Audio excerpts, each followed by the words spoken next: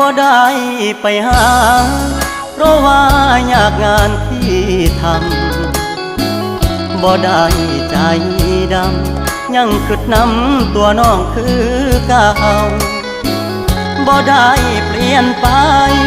หัวใจอ้ายยังห่วงเจ้าบ่ได้ปล่อยให้เงาเสาร์อาทิตย์ติดงานโอที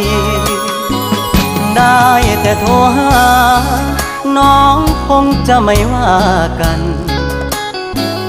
บ่เคยเปลี่ยนพัน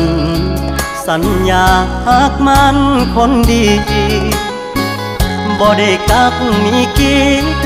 บ่ได้หลีกสัญญาที่มีย้อนงานยุ่งอีหลีคนดี